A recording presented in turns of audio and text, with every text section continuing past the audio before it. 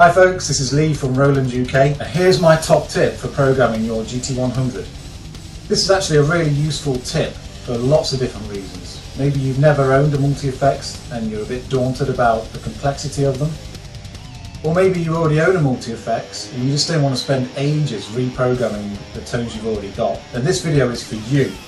Check it out. We're going to use the looper function of the GT100 to create a recording of our riff, a lick or a chord progression.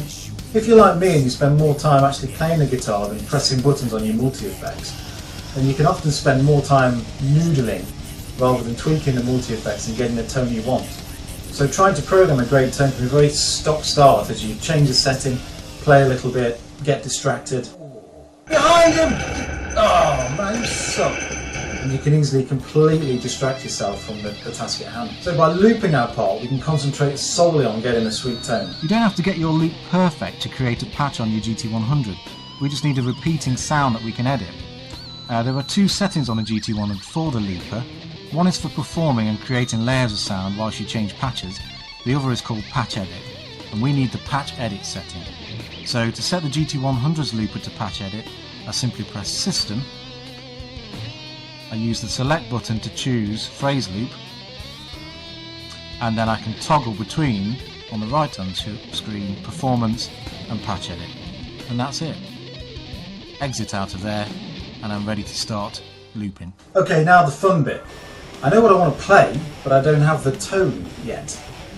So what I'm going to do is play my riff, loop it, and then I can get down and dial in the tone. So here's my looped riff just using a clean tone. Okay, I've got my riff looping, I've put down the guitar, and I'm ready to create my tone. As you can see, I've got dual screens here on the GT100, and it actually looks like an amplifier. And I'm looking for something with a higher gain setting, so I'm going to change the amplifier type here. That's good. And I want to add some bottom end to that, so I'll just change the EQ there, and touch more gain. I can do this just like on a regular amplifier, the EQ settings here and the overall level.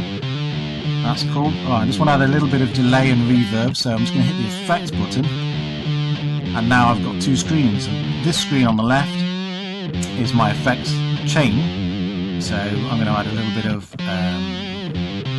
auto wah onto that. And then I'm going to select my way along the chain. I'm going to add in a bit of delay.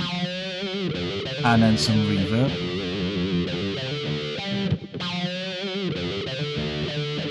And you can see on this side, when I've selected the reverb, this is effectively like a Boss Compact, so I can just alter that to maybe a spring reverb